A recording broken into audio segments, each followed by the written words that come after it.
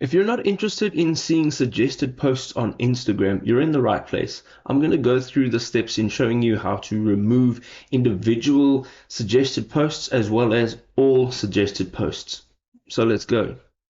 So if you have an individual post that is suggested for you that you would like to remove or turn off from that specific Instagram user, you can go ahead. As you can see over here, we have this specific one and it says suggested for you. And what we're going to do is go over to the right hand side, hit the three dots, and here you can just say not interested. Okay, so this will basically stop you from getting suggestions from that account.